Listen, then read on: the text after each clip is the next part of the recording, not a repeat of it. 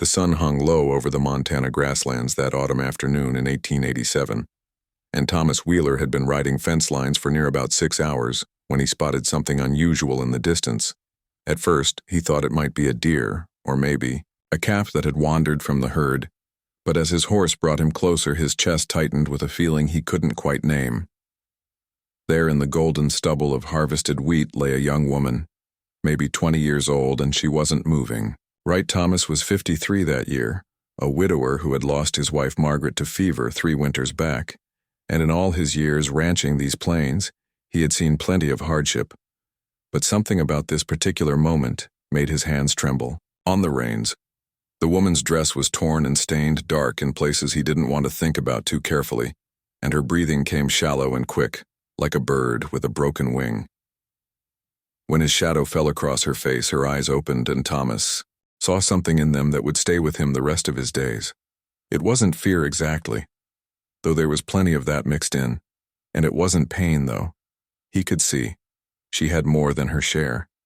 It was resignation, the kind of look that says a person has already let go of this world and is just waiting for the final curtain. Her lips were cracked and dry, but she managed to whisper something that hit Thomas harder than any bucking bronco ever had.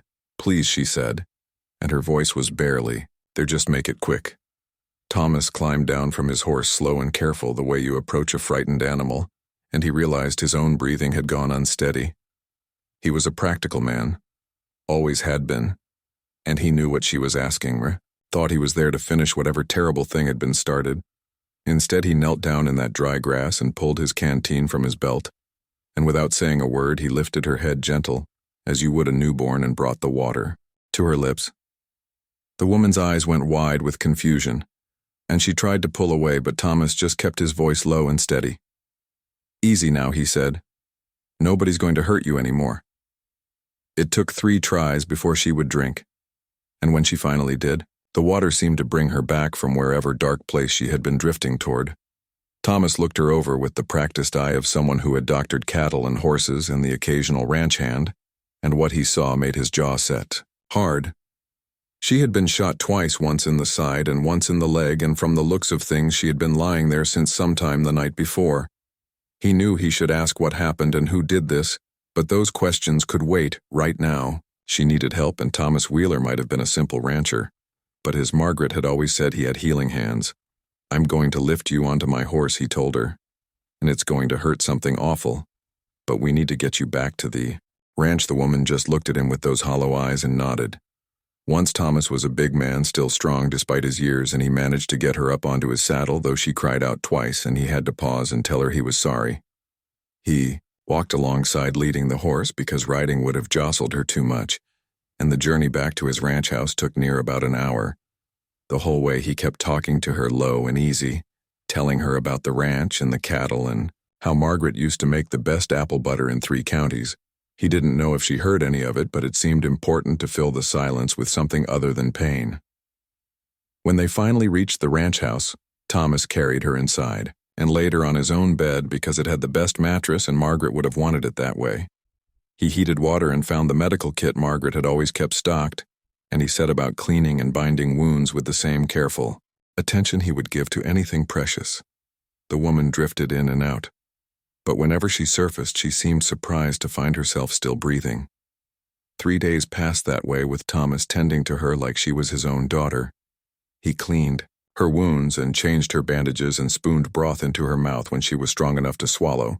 He didn't ask questions, and she didn't offer answers, and something about that silence felt right to both of them. On the 4th morning, Thomas woke in his chair beside the bed where he had been keeping watch and found her eyes open and clear for the first time. She studied his face for a long moment before she spoke. "Why didn't you?" she asked, and Thomas knew what she meant, because he said, simply, "That's not who I am." The woman whose name he learned was Sarah had been traveling with a wagon train when things went wrong in ways she still couldn't bring herself to speak about. 2 men had done this to her and left her for dead, and she had spent that whole night under the stars, certain she would never see another dawn. Thomas listened without interrupting, and when she finished, he just nodded once and said, "Some folks carry darkness inside them, but that don't mean the whole world." Is Dark Sarah stayed at the ranch through that winter because Thomas wouldn't hear of her leaving before she was properly healed. She insisted on earning her keep once she was able, so he taught her how to keep books and manage the household accounts. She had a head for numbers, it turned out, and by spring she had reorganized his entire operation in ways that saved him money and time.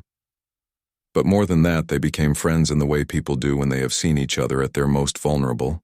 Thomas would come in from working the herd and find supper waiting, and Sarah would have stories about the chickens she was raising or the garden she was planting. It reminded Thomas of the years with Margaret, and while the ache of losing his wife never quite went away, having Sarah there made the ranch feel less like a tomb and more like a home again. One evening in late April, they sat on the porch watching the sun paint the sky in shades of orange and pink, and Sarah said something that Thomas would remember always. "You saved my life," she said. But Thomas shook his head. No, he told her, "You saved your own life by being strong enough to take another breath and another after that. And I just helped a little." Sarah smiled at that, and it was the first real smile he had seen from her. The following week, a letter came to town addressed to Sarah, and when Thomas brought it back to the ranch, her face went pale. It was from her sister back in Ohio, who Sarah had written to let know she was alive. The sister wrote that Sarah should come home, that the family wanted to see her and make sure she was all right. Thomas felt something twist in his chest, but he kept his voice steady when he told Sarah, of course she should go. That family was important. But Sarah just looked at him with those eyes that had seen so much, and she said, "I think maybe I already am home, if that would be all right with you." Thomas had to clear his throat twice before he could answer, and when he did, his voice came out rougher than he intended. "I think Margaret would like that very much," he said, and Sarah said, "What about you, Thomas?" He looked out at the land he had worked for 30 years, at the cattle grazing in the distance, at the mountains beyond, and he realized that, somewhere along the way, this broken young woman had become the daughter he and Margaret never had. "I think," he said slowly, "that sometimes God sends us exactly what we need, even if it comes wrapped in pain and sorrow. And I think you being here has reminded me that there's still good work to be done in this world." Sarah reached over and took his weathered hand in hers, and they sat that way as the stars came out, neither one needing to say anything more. Years passed the way they do, and Sarah never did go back to Ohio. She built a life on that Montana ranch, and Thomas taught her everything he knew about the land and the animals and the careful work of stewardship. When Thomas got older and his joints started to pain him, Sarah was there to pick up the slack, and when he took sick in the winter of his 67th year, she nursed him the way he had once nursed her. Thomas died peacefully in his sleep, with Sarah holding his hand, and when they buried him on the hillside overlooking the ranch, Sarah stood alone at the grave and spoke to him as if he could still hear. "You asked me once why I stayed," she said, "and I never gave you the full answer. The truth is, that day when you found me, I had given up on people, on kindness, on everything. Good. But you showed me that mercy still exists in this world, and that one person's compassion can change everything. So I stayed, because you reminded me that life is worth living, and because you gave me back my faith in humanity."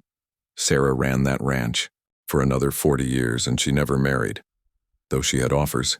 She said she had found her purpose, and it was right there in the work and the land and the memory of the man who had chosen kindness when he could have chosen so many other things.